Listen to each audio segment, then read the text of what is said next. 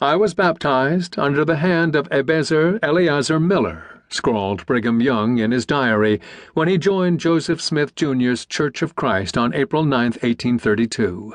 Miller baptized Young on a cold, snowy day in Mendon, New York, about 20 miles south of Rochester. After the 2-mile trip from the stream back to his Mendon home, Young wrote many years later, "He, Miller, laid his hands on me and ordained me an elder, at which I marvel." For Brigham Young, his conversion, baptism, and ordination heralded a new beginning, a rupture from his previous life as a rural New York craftsman struggling to reverse his parents' downward mobility.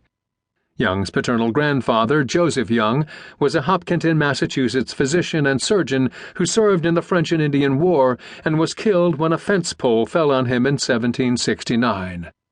Joseph Young had already fashioned misery for his family through heavy drinking and gambling, which spoiled a promising opportunity to climb into prosperity and left his wife Elizabeth and his children in poverty and distress. As soon as the sleeping dust of her husband was decently committed to the grave, Brigham's sister Fanny later wrote, "Every man to whom he owed $1 was on the wing."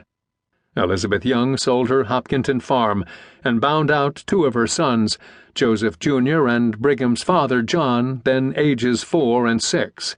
They served Colonel John Jones, who owned an estate and grist mill in nearby Ashland.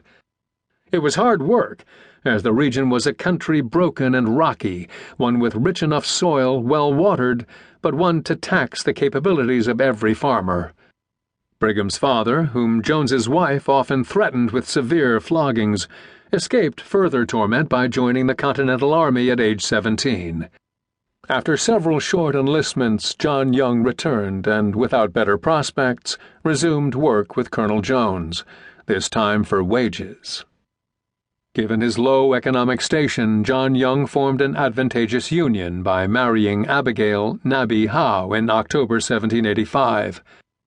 According to Fanny Young, Nabby married John sorely against the will of her parents, particularly her father, for he thought it rather beneath him that his daughter should choose a servant boy brought up in the kitchen with black as well as white servants. Sometime after the birth of their second daughter in 1787, John Young moved his family to the frontier, settling on land southwest of Albany in present-day Durham. Several Hopkinton families had recently moved to the area. John Young undertook the move in a bid for independence and prosperity, as it was unlikely he would ever acquire property in Hopkinton. By 1790, however, the Youngs were back in Massachusetts. Phineas Howe resolved to reclaim his daughter and grandchildren from the wilderness and ordered 2 sleighs west to return them to Massachusetts. John knew that Nabby's father had always disliked him, Fanny Young wrote, and he, John, could not feel willing to place himself under his immediate inspection. Given Nabby's desire for home, however, John relented, suppressed his pride, moved his family into a house on Phineas Howe's land, and raised corn on shares. After 10 years and the birth of 5 additional children, John Young pursued a second attempt at independence. From a wealthy brother-in-law he purchased 50 acres of land in Whitingham, Vermont, nestled among the Green Mountains and close to the Massachusetts border. As he struggled to clear the rocky land on his new farm, Nabby bore their 4th son, Brigham, on June 1, 1801. Although she continued to bear children, Brigham's mother at this point was suffering from consumption. Brigham's sister Fanny bottle-fed him in his infancy. John Young never turned his Whitingham land into a profitable or even self-sustaining enterprise.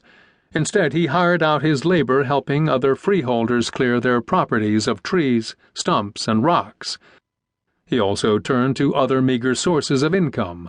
One Whitingham publication later identified him as a poor basket maker. In 1804, the Youngs joined a Yankee exodus known as York Fever, in which thousands of New Englanders left unprofitable farms in Vermont and western Massachusetts for cheap land and a renewed hope of prosperity.